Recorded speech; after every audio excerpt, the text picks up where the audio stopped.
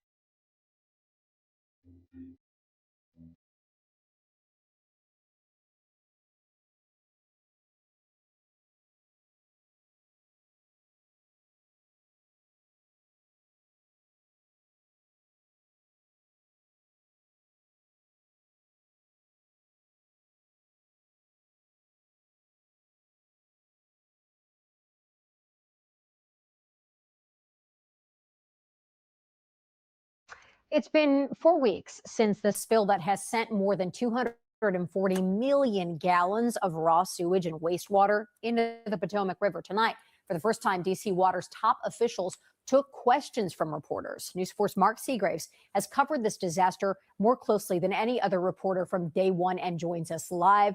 Mark, there was some controversy over remarks made today by the district's director of the Department of Environment. What happened? Yeah, Eric. So before the press conference with DC Water officials briefed members of the DC Council. Press were allowed to attend that briefing. Also at that briefing was Richard Jackson, the director of the DC Department of Environment and Energy.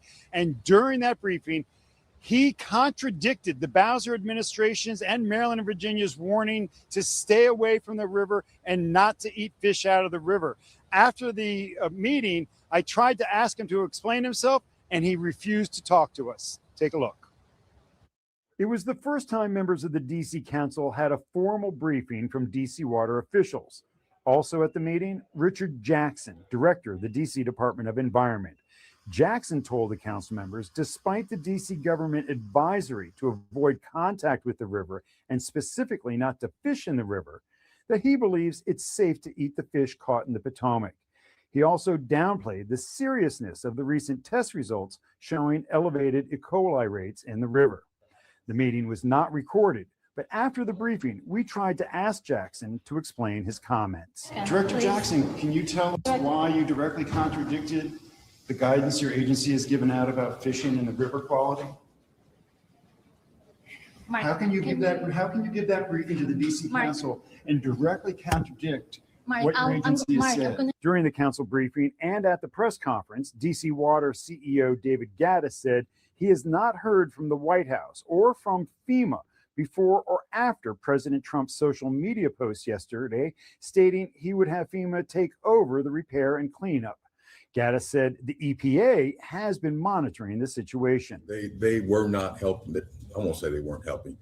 They were not there when we were making the repairs. They did reach out last week, but we have been in contact with EPA, especially Region 3, and we have been talking with them, especially about how we were making the repairs. We've given them briefings on what we were doing and how we were doing it. We've worked hand in hand with them. But as to the tweet, as far as I'm seeing it right now, we have not at this point in time sat down with EPA and said, we need this much money, or we need this, or we need that. And while there is no estimate for how much the sewage spill repair and cleanup will cost, DC Water officials say most of that cost will be paid for by Maryland and Virginia. So we're a regional wastewater authority. We allocate costs based on the volume that's treated. And so there are cost shares for all of our assets. So at Blue Plains, approximately 55% of the flow comes from outside of the District of Columbia. And so the 55% of the costs are then borne by the users of the system who send flow to DC. And we expect a similar cost split for this asset. Maryland and Virginia. That's correct. Because that's where the flow comes from. David Gaddis told council members it will take a lot of work to restore the public's confidence in DC Water. And until the pipeline is repaired, there is always the possibility of more overflows going into the Potomac, like we saw Super Bowl Sunday. So you're taking a look at the workaround here. That is raw sewage and wastewater being pumped into the C&O Canal at the rate of about 40 million gallons a day. This is the workaround that we've told you that DC Water has put into place to keep it from going. 40 million gallons of raw sewage a day.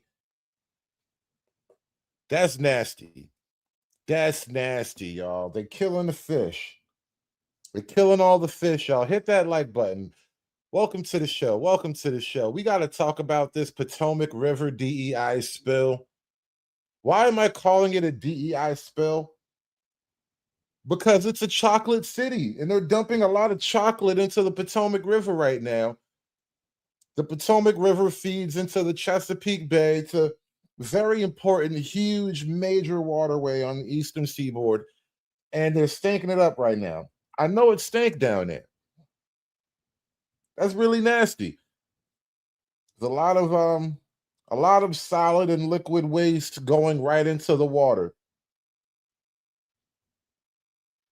And these niggas act like they can't get it together, man. These niggas acting like they can't get it together. It's crazy out there. Going into the Potomac River, they say that pipeline will still be another 4 to 6 weeks before it's repaired and they can begin working on a remediation plan. They did give a brief preview of the remediation plan, and it does call for remediating this area of the C&O Canal and the shoreline here right at the spill site. But right now there are no plans for remediation downriver along the shoreline a mile or two below or into Washington, D.C. As for Director Jackson and his remarks, he issued a statement after his remarks to us saying that D.C. residents and everyone should still abide by the warning to stay away from the river, don't fish in the river, don't go near the river, but they are encouraged that test results are trending downward and they hope that trend continues. But until they have a few more weeks of testing, they want to play it safe and they don't want anyone going near the river or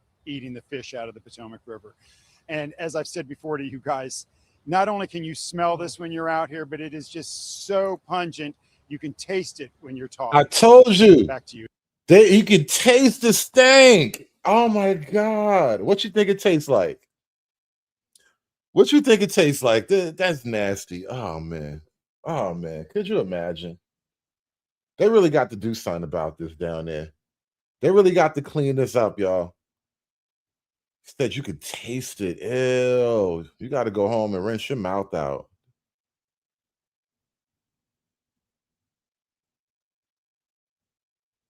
An historic sewage spill along the Potomac River and the struggle to contain it are raising alarms after a major sewer line collapsed late last month, sending over 240 million gallons of waste into the water. For nearly a week, raw sewage flowed directly into the river before it could be diverted to a treatment facility. Yet reports of intermittent spills have continued into February, and repairs are expected to take more than a month. Public health experts say it could be one of the largest sewage spills in American history.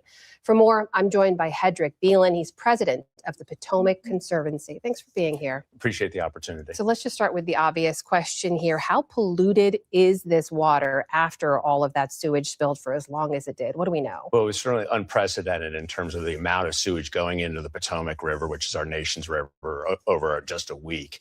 And water quality sampling efforts have shown astronomical levels of pollution, well above the EPA guidelines for what is safe for humans to touch. And so, there's a lot of work that needs to be done to address this, both in terms of the river health, but also the remediation that's going to be needed to ultimately restore the area to a place where people can splash around safely. Before we get to people in the water, what are some of the bigger environmental concerns? What are you looking at? Well, I think, at a macro level, the good news is over decades, the Potomac River's gotten a lot better. We come out with a river report card every couple of years, and the Potomac's clearly making a comeback. But unfortunately, we saw when we released it, for example, pollution levels going down, fish populations doing better, and more people out recreating. But this amount of pollution is going to certainly change that equation.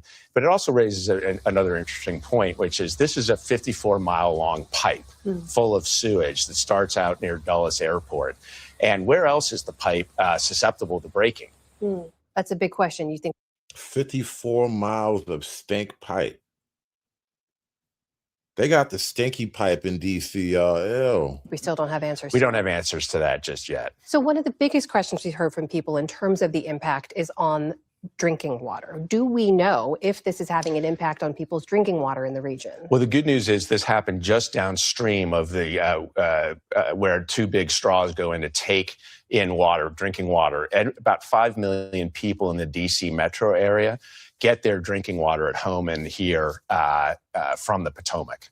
So we were fortunate that it happened downstream of those drinking water intakes, but it still is going to be problematic for months to come. And in terms of what we know about the spill, what does all of that mean for the risk of people going into the water? Sounds like you don't recommend right now. No, you should stay For away. how long? Yeah, you should stay away. And for how long is unknown. We're going to need to see continued water quality testing every day, we believe, for another 6 months. Because 6 months. Even when the pollution levels are down where it's safe, the risk, it's such a active situation that the risk for additional pollution going in, additional sewage, raw sewage from our bathrooms going into the river remain. So the pipeline here, as you mentioned, it serves Washington, D.C., but also Maryland and Virginia counties and both of those neighboring states as well. When you talk, Washington, D.C., and the surrounding counties are all effectively flushing their toilets right into the Potomac River right now.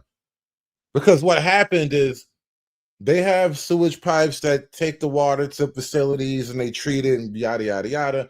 One of those pipes burst somewhere along the way. It's a 54-mile-long pipe. At some point along that long 54 miles, it cracked. And the best thing they could do to think of to handle the problem was to just run all the excess water right into the river. And so now they just stinking up the river. about the cleanup and the testing that's to come. Where's the accountability? Who's responsible for all of that? Ultimately, DC Water, which is a local utility, is the owner of the pipe. But Loudoun County, Fairfax County, Montgomery County all contribute. So Virginia and Maryland all contribute. They also are on the board of DC Water. Because it is such a spill into a river, the EPA needs to be involved as well. So we've got local, state, and federal entities that, frankly, we think need to display greater leadership given the situation. Greater leadership at the federal level or at local and state as well? All three. We're hearing from lots of concerned citizens that they aren't getting answers to what's going on. They don't understand what they should or shouldn't be doing. And certainly they're concerned about accountability and ultimately action. I mean, this needs to be fixed. It needs to be fixed as soon as possible.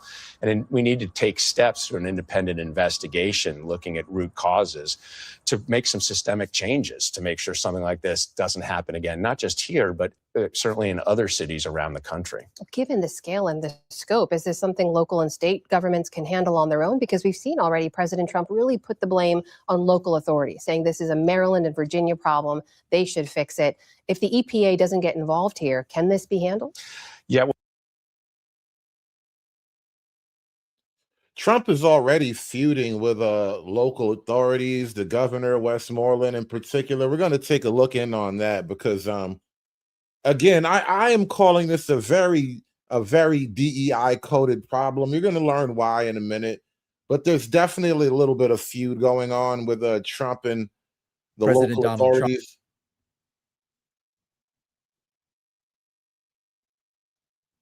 President Donald Trump and Maryland Governor Wes Moore are battling over the response to a January pipe rupture that sent millions of gallons of sewage flowing into the Potomac River. The 1960s-era pipe which burst is located northwest of Washington near Cabin John, Maryland. But fixing it falls under the jurisdiction of the D.C. Water Authority and the federal government.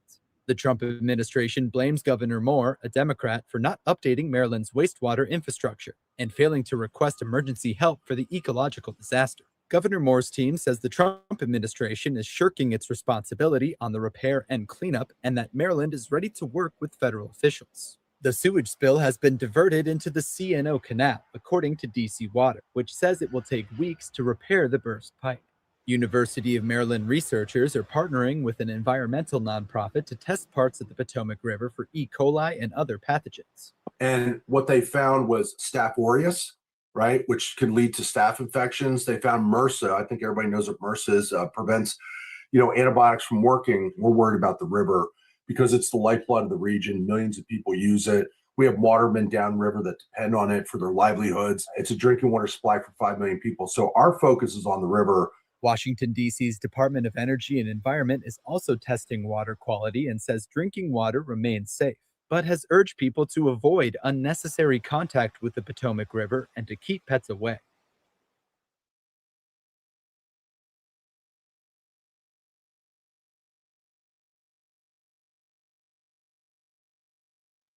Now, like I said, there is a little bit of a squabble happening right now between the president and the governor and the leadership over there in the local DC area. So, speaking of the president, he, of course, invites, or traditionally the White House invites governors here for the National Governors Association, which is part of why you're here this week, to the White House for dinner. And an invitation was not extended to you, although I understand there's been a little bit of lack of clarity on whether that's actually the case. But now other Democratic governors are also saying that they might not attend. Governor Bashir, one of them, if you're not extended an invitation. Would you like to see all of your Democratic governors join you in refusing to attend the dinner if you're not invited? Well, I'm not casting judgment on any governor that chooses to attend. For any governor, if they choose to attend the dinner, that is their prerogative. I will not. And I also know it's because the president of the United States does not get to determine what my worthiness is. The reason I'm a member of the National Governors Association is because the people of Maryland elected me with a historic margin of victory, an historic number of individual votes to make me the governor of Maryland, not the president. The reason I'm the vice chair of the National Governors Association is because both Democratic and Republican governors voted for me to help lead the organization, not the president. And so I will not cast judgment on anyone else's decision, but my decision is very clear. If this is not going to be a serious gathering where we can talk about issues, where we can address the fact that everything is more expensive under the president, if we can address the fact that why he is spending his time giving tax cuts to his friends while making life more expensive on everyone else, if that's not the intent, then I have no desire of actually sitting down. Do you think his lack of extension of an invitation to you, is the president motivated by race? You know, honestly, I think that's a real question for President Trump. Oh, man. You just had to lean into it a little bit, huh? You couldn't help but to just come close to biting the apple. You tried not to, but you leaned into it a little bit. Just say the president's not racist. This is just business, man. We just handling business. This is politics, man.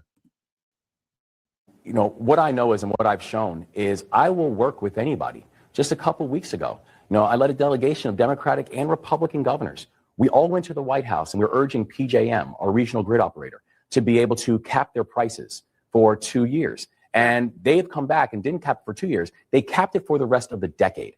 And so we have shown an ability and a very clear instinct to be able to work across the line in the state of Maryland. 97% of the bills that I've introduced that have gotten passed have been passed bipartisan. So I work with Democrats, What's Republicans. it about for the president if it's not about race? I think the president just seems to have a very real issue with the fact that I do not bow to him. And I will stand up to him because I will always defend my people. But you know, the fact that I'm the only black governor in this country, and the fact that he seems to have a real issue with me, I think that's an issue he's got to take up. Do you think the president is a racist? He did post. Damn, son. What's good with this bitch right here? Why'd you have to even go there? You just really had to go there, like so straight up. Tell me straight up, nigga. You think the president racist or not? It's always these liberal white women on cable news. What is good with her?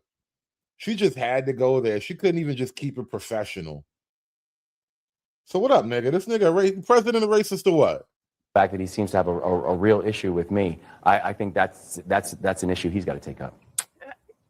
Do you think the president is a racist? He did post an AI image of Barack and Michelle Obama, former President Obama, as an ape.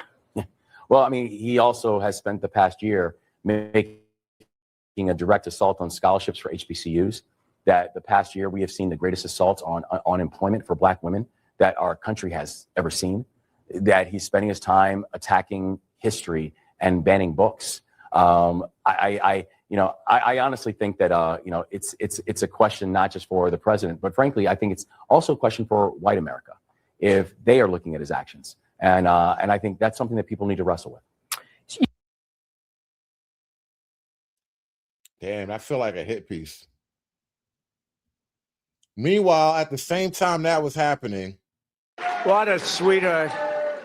I met Alice, and she was incarcerated for what some people would say today is not even a fine, right, Alice? It's not even a fine. And I said, how long has she been in jail? 22 years. I said, 22 years. And right, Alice?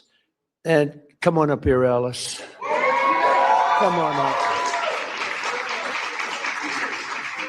I said 22 years, and she was on a phone call. This was over a phone call. I know about fake phone calls too, Alice, you know, remember? They tried to get me in a fake phone call. But Alice was in jail for like 22 years. I said, how many years does she have left? 28. I said, 28 years left. And I said it, and I mean, she admitted she made a little mistake, but it was not the kind of a mistake that you serve 50 years in jail for. Like maybe a couple of months, maybe less than that. And I said, this is the most unfair. And then when I met her, I fell in love. I found my wife was very upset with it. Our great first lady did not like that, Scott. She didn't like it, but Alice is great. And say a couple of words. It was so ridiculous. 22 years, she had 28 left. And I said, let's get her the hell out. And we got her out. We did a commute. And then when I got to know her, she was so high quality. I said, full pardon. So she's cleaner. Meanwhile, y'all on CNN asking if Trump is racist or not. Meanwhile, Trump is at the White House flirting with aunties he got out of jail. Trump is getting aunties out of jail and flirting with them on stage. Come on, man. Cut the nigga a break. Can we get a nigga some slack? He is on stage flirting with somebody auntie that he just got out of jail. And y'all acting like the nigga racist, man. Come on, man. Give a nigga a break. Give a nigga a break. How much more can I take? Give a nigga a break. Than anybody in this room, even than my friend right here. She's cleaner. Because of that, she's cleaner than anybody in this room. Thank you, Mr. President. The feeling was mutual. I fell in love with this man, with his heart, with his heart for this country, with his heart to really bring America back to the form of greatness that it deserved. And that's exactly what he has done. My story is truly a Joseph story. This president right here, President Donald Trump, brought me from the prison pit to the White House. Only in America could there be a story like my story. And President Trump is the only president who would have had the courage to bring someone like me, someone who received a second chance, but who knows more than someone who has sit among the captives, than someone who has been in captivity themselves. I did not get comfortable in my own freedom, but I went back, as Harriet Tubman said she did. She went back to draw many others into freedom. And President Trump has listened to those recommendations. There's so much more to come, because when you see me, you see a miracle, you see hope, you see second chances, and you see someone who is willing to roll up their sleeves and do the work, do the hard work to help individuals gain their freedom. President Trump did something historic in his first term. He signed the First Step Act into law. And for that, over 40,000, and that number is low, over 40,000 individuals have come home to their families early. And you know, many of those were Black Americans who had no hope. This president right here. You know, it's crazy. Biden only pardoned the niggas that was around him. Biden pardoned his sons. He pardoned his son and his homies, and that was it. I thought he liked Black people. Didn't you guys tell me that Biden was for Black people? Trump is out here in these streets. He's literally out here in these streets getting aunties out of jail. As you look out upon this sea of Black Americans, this president hears you.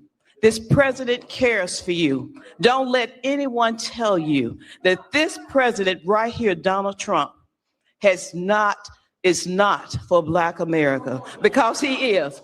I'm standing here today as a testament to how he feels about Black Americans. There has never been a position like this. I don't know if there ever will be before, but I worked with him in his first term, and I'm proud to now officially have the title to make it happen. Let's get real with the realness. Let's get behind President Trump, who truly has turned our nation around and made us the envy of every country in the world. Thank you, Mr. President, and thank you, God, for recognizing and raising up this man to be the leader of the free world. I love you.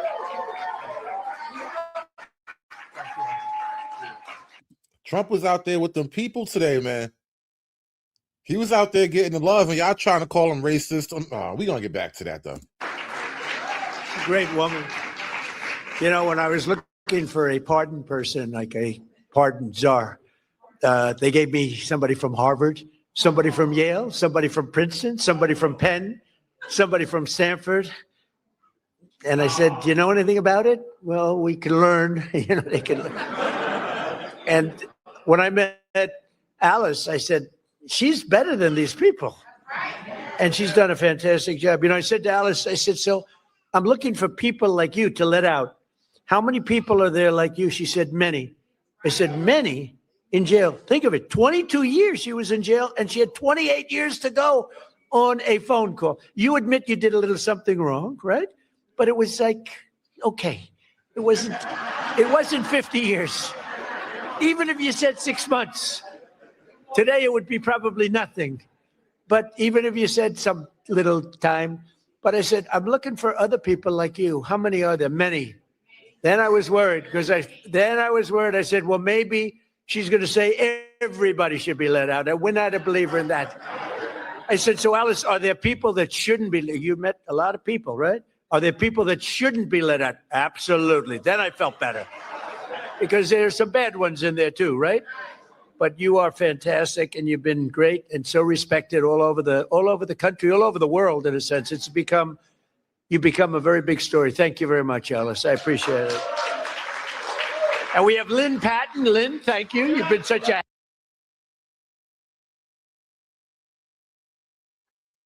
Wait, it's not over. He had some other things. He was up there talking about Jesse Jackson. Let me get to that really quickly. I want to begin by expressing our sadness at the passing of a person who I knew very well. Jesse was a piece of work. I want to tell you. He was a piece of work, but he was a good man.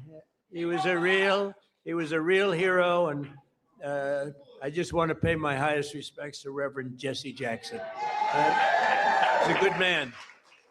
He was actually, as you got to know him, he got better and better all the time. A lot of people, you get to know them, they get worse and worse.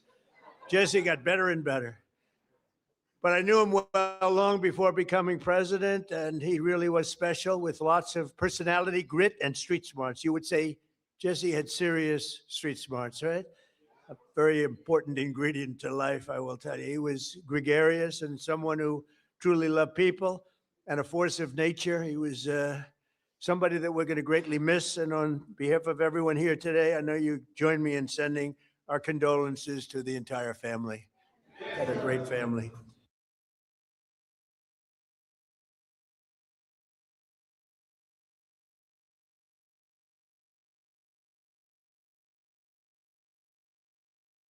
Come on. Thank you. Yes, you can. Thank you. That's so nice. Thank you. I like her. Please. I like him too. One thing I like about him, he keeps it real, just like Grandma. I appreciate that, because I can trust him, because he tells exactly how he feels and what he thinks. Thank God for this president. I am filled, my cup runneth over, because he allowed his constituents, his people, to come to my house to interview me, to talk about the murder of my grandson. It seemed like nobody cared. I'm an advocate for murder. I marched. I rallied. I pulled out other families in the District of Columbia that had murders and did not have answers. Ooh. We marched and we rallied, and nobody heard me, Democrats. Get mad at me.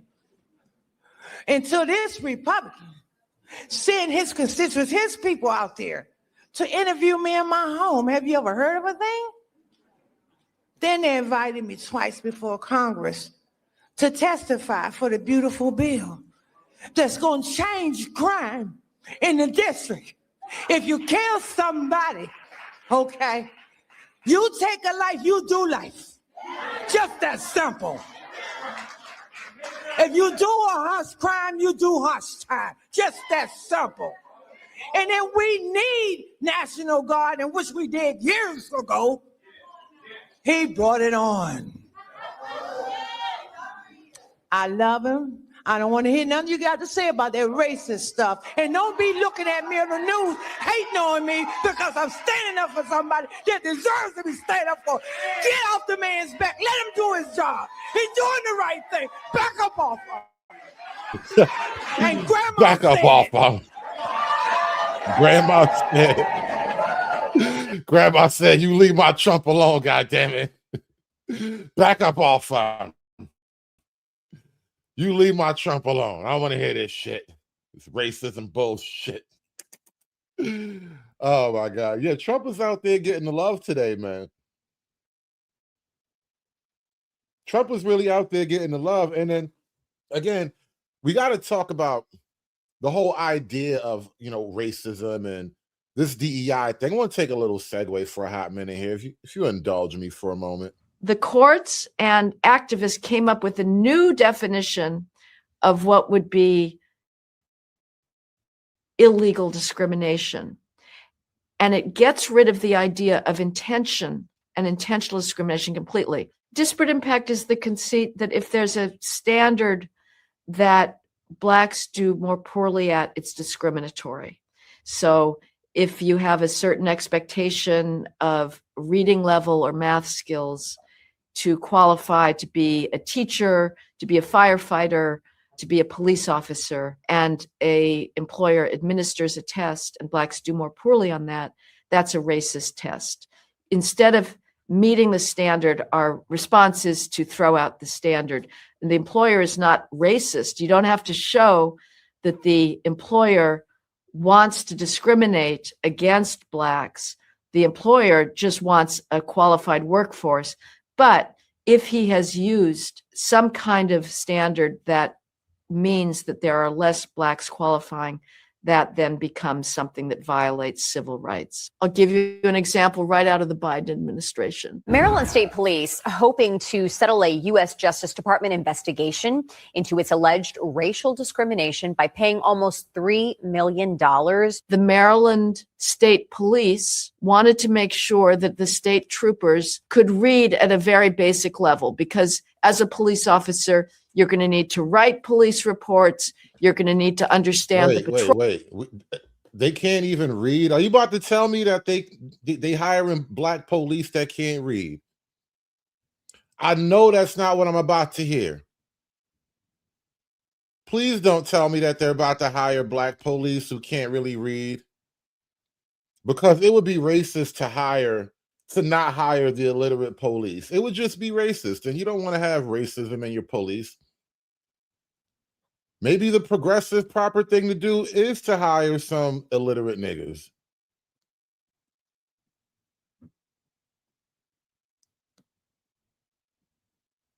I don't know. You guys tell me, is that the appropriate thing to do? Should we hire some illiterate niggas? Guide, you're going to need some level of dealing with written language and being able to read and write. Very minimal level. So the Maryland State Police had a written exam. And this is the type of question, 4 very simple paragraphs written at like maybe a 3rd grade level that discussed theft from libraries, in the United States. And then followed up a true or false question. Is theft a problem in US libraries? Just reading comprehension. Have you been able to understand this 4-paragraph passage? Well, this test, and the questions were all at that level of simplicity, had what's known as a disparate impact on Black applicants to be Maryland state troopers. Black applicants failed the test at higher rates than whites. The Maryland state troopers didn't intend to exclude Black state troopers. Racism had nothing to do with it. It was a colorblind, neutral test of skills. But because it had a disparate impact on Black applicants and disqualified more Black applicants, the Biden Justice Department brought a suit against the Maryland State Police for having a discriminatory test. Hiring tests that unfairly and unlawfully excluded them from employment. This is ridiculous. Taxpayers should not be on the hook for this. It was not a racist department. Disparate impact means that an institution can be completely colorblind. It can want to have as many different races as possible. But if it has a standard that it's colorblind, meritocratic, but that Blacks do poorly on, you got to throw out the standard. And it's not just sort of public service jobs like policing. Our taxpayers in New York recently paid out $2 billion in damages because the exam for licensing teachers in New York State, which I can tell you went through decades of being dumbed down to proleptically avoid disparate impact. So the test was already dumbed down for Black people, of course, right? The test was already dumbed down. And they said, nah, it's not dumb enough. It's not dumb enough.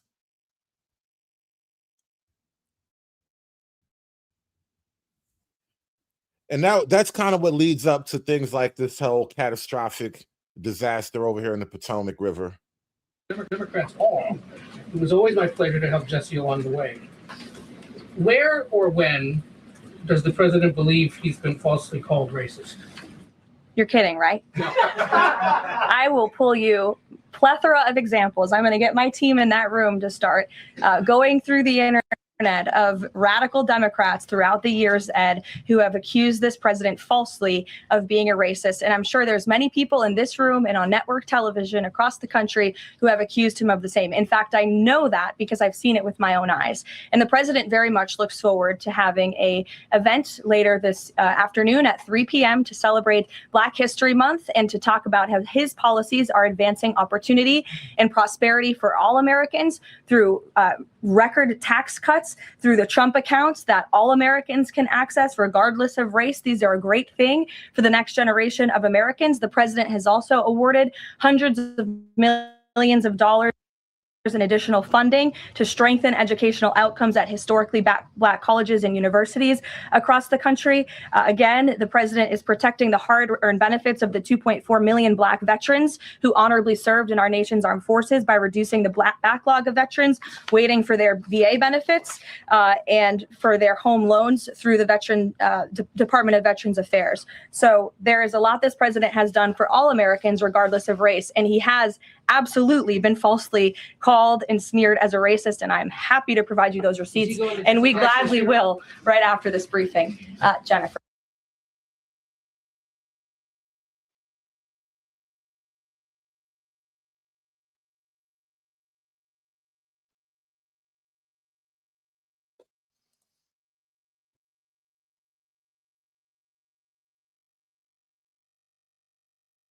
I know that everybody has seen the president's tweet about the sewage pipe spill.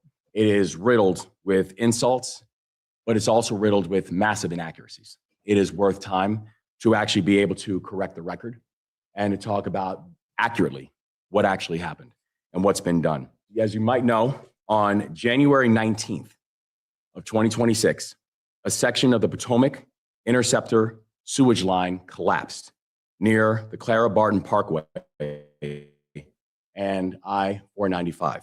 But the president's tweet actually failed to mention a few things. First, that for the past century, the federal government has been responsible for the Potomac interceptor. The sewage pipe that he is talking about is on federal land. And over these past 4 weeks, the Trump-Vance administration has failed to act. This federal administration has been shirking its responsibilities and putting people's health at risk. The second thing, on Friday, Maryland agencies and DC Water presented a major 2-hour legislative hearing in the Maryland General Assembly and provided updates on the cleanup and also the status of water quality. Trump's EPA was invited, and they refused to attend. Maryland, on the other hand, has stepped up to protect its residents, to protect drinking water, and to ensure accountability. Third, Maryland officials were on site within hours of the leak to do our part to coordinate the response and to ensure that the public was protected.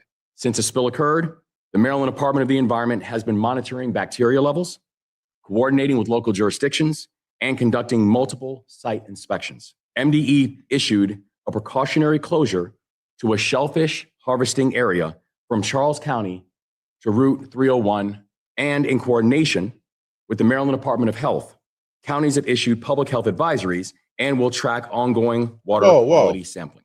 Testing shows bacteria levels. Just say we can't get no crabs. Did I just hear this nigga say you can't get crabs in Maryland no more? Oh, god damn. God damn it. These niggas done ruin the crab. That's like the one good thing about Maryland. Washington, D.C. and blue crabs. That's it. Those are the only things going on in Maryland. You got Washington, D.C., because everybody needs a state's cap. You know, we need D.C., theoretically anyway. And then they got blue crabs. And now this nigga just told me crab season is officially dead.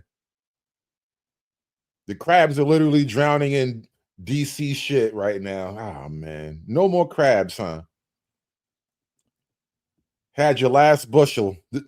That's it. No crabs this season. Summertime about to come up too. Oh, y'all gonna be so mad. Shellfish harvesting area from Charles County to Route 301, and in coordination with the Maryland Department of Health, counties have issued public health advisories and will track ongoing water quality sampling. Testing shows bacteria levels decreasing over time and significantly lower concentrations farther downstream from the site of the initial spill. So Maryland will continue monitoring and remain engaged throughout the full remediation and continue to partner with leaders in the District of Columbia and the Commonwealth of Virginia as part of our larger coordinated response. We believe in being good neighbors, but to blame Maryland in this, when this is a DC pipe on federal land, is asinine, it is disingenuous, absurd, and politically motivated. If this federal administration wants to show up to take action, Maryland will work collaboratively, as we always do, to be responsive and help to keep our people informed about the plan and to remediate change. But if the president wants me to ask nicely, my response is this: please, Mr. President, do your job. Bald-headed nigga talking real tough to the president. Talking really tough to the president. And he's full of shit anyway, because the federal government isn't responsible for local maintenance like that. 52 miles of pipe, I'm telling you, bro, that's a you problem. I already know that's a you problem. Response, and officials have told CBS that some of that aging infrastructure is a concern, that this particular pipe wasn't even of the most urgent concern. Do you know if the government is looking into which other pipes could be at risk of collapsing? Well, the next step in this process is for any of the three local jurisdictions involved, whether that's the Commonwealth of Virginia, the state of Maryland and Governor Moore, or the District of Columbia, to step forward and to ask the federal government for help and to ask for the Stafford Act to be implemented here so that the federal government can go and take control of this local infrastructure that has been abandoned and neglected by Governor Moore in Maryland for far too long. In fact, it's no secret that Maryland's water and infrastructure have been in dire need of repair. Their infrastructure has received a nearly failing grade in the 2025 report card from the American Society of Civil Engineers. This is the same grade they've received 5 years earlier. There has been no improvement under the leadership of Governor Moore. He's clearly shown he's incapable of fixing this problem, which is why President Trump and the federal government are standing by to step in. And for all of the environmentalists in the room and across the District of Columbia, let's all hope and pray that this governor does the right thing and ask President Trump to get involved, because it will be an ecological and environmental disaster if the federal government does not step in to help. But of course, we need the state and local jurisdictions to make that formal request. That's part of the legal process to move forward. Peter. So you said that any of the three Democrats just need to ask. A few minutes ago, Maryland's Governor Wes Moore asked. He said, if the president wants me to ask nicely, our response is this: please, Mr. President, do your job.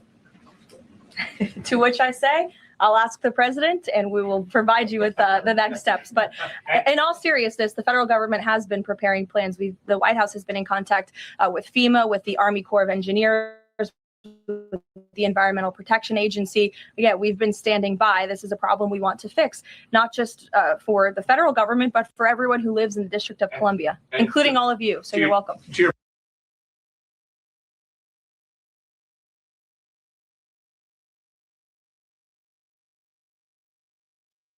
Now, one of the big problems that that I noticed really looking at this story is that the crew in charge of it, DC Water, whatever the name of that crew is. Well, let me go over to the Daily Caller first of all. According to the Daily Caller, DC Water's CEO oversaw $520 million in DEI contracts in the biggest sewage spill in U.S. history. DC Water CEO David Gaddis has championed equity and diversity throughout his tenure. He was also named in a lawsuit against his former employee for allegedly withholding information about water contamination in Flint, Michigan.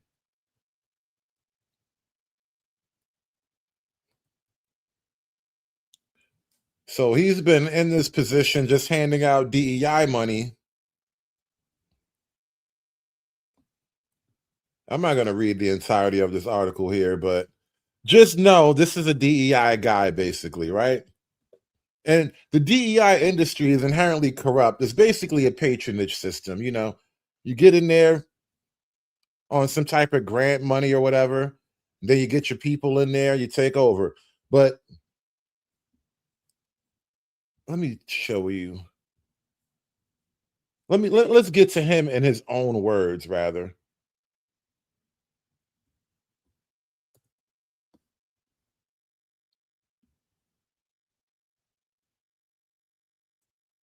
That they serve, and an organization that look very similar to you. Do whatever I can to make sure that equity is present wherever I work and and wherever I have control of. And at DC Water, I've been intentional about that. And you did that at the other utility that you worked at as well, right? I did that at Indianapolis Water, and I've done that here at DC Water. You know, when I arrived at DC Water, this was an organization that looked very similar to our industry. It was predominantly, white male at the top, but this was a utility that's, more than 70% people of color work at this utility. And I really believe, and I still believe, and it has been fantastic. The outcomes have been fantastic, but the people at the top, the executives, the chiefs in that C-suite, they should look like the employees that they serve and that they work with, and the same thing with the community. And so my executive team, looks exactly like the community. It looks like the employees, the staff, be it people of color, women, men, and it's just a fantastic team that has come together to do a lot of great things here at DC Water and in the community for the customers. So David, I think I mentioned to you before that I heard one of your executive team speaking about the transformation at DC Water and how you were at the helm of the leadership of it. And since that moment, I really wanted to have you here for Good Day AWWA. And I'd like you to just talk a little bit about the cultural vision that you have, and you've spoken about it a little bit, and the steps you had to put in place to make the transitions, especially with the executive staff, but also also throughout the organization?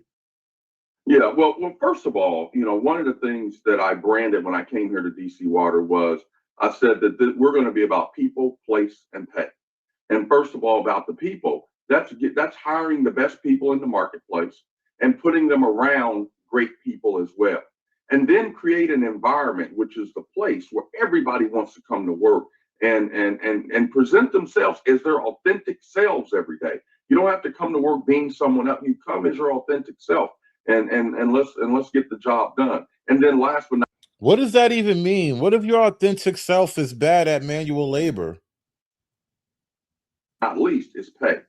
Everybody should be paid equitably, and there shouldn't be men making more money than women or whatever it might be. Everyone should be treated equitably from that standpoint. And as a result of that, I was intentional about that. I was totally intentional about that. And the same thing with the chiefs or the C-suite as well. I was intentional about what it should look like, who should be where, and so forth and so on. And as a result of that, I think that we've been able to put together a great team and do some fantastic things here at DC Water.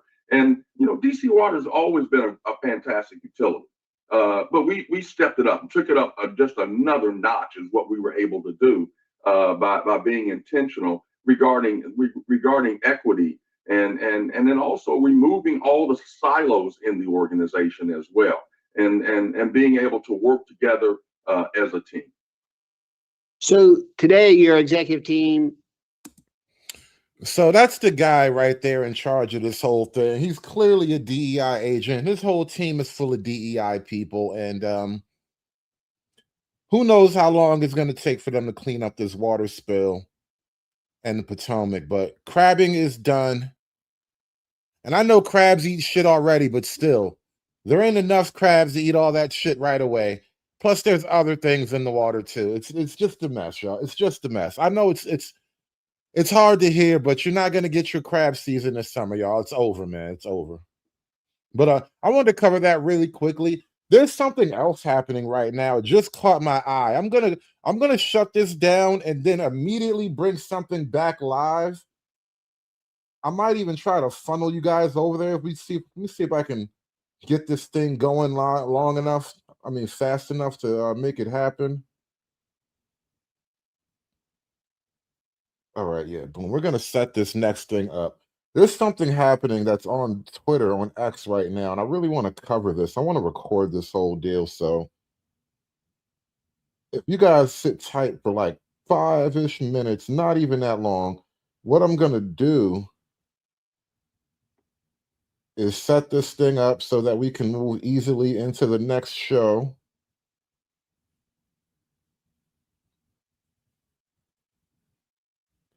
And there it is. All right, let me see if I can pull this up here. I got to do it on the laptop.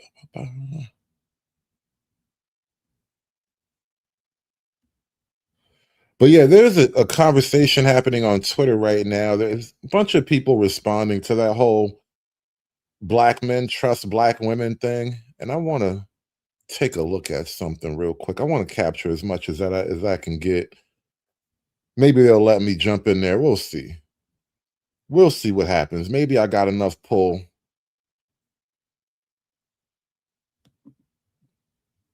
But I'm going to jump into that next conversation. And I'm going to see if I can get this funneled to you guys quickly.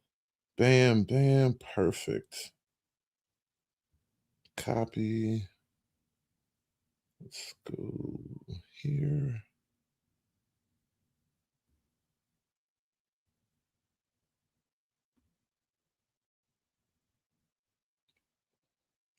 All right, I think we got it.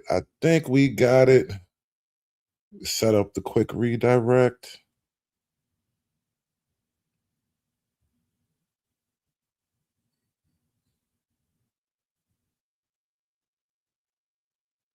Okay. No, that's not the right one either. Damn it.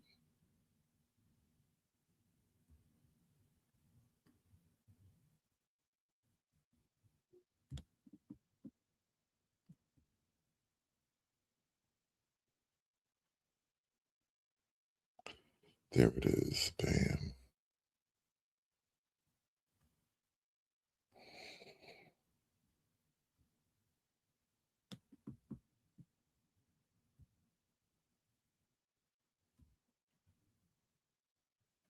All right. Bam, that is locked in and we're good to go there. All right, so we're gonna get this thing shut down over here. Thank you guys for coming through here. But like I said, there is some other content I'm really I'm desperate to record. So appreciate you guys coming through. We're gonna end this one and I will see you on the other side of the show. It's done. It's done. It's done. It's done. It's done. It's done.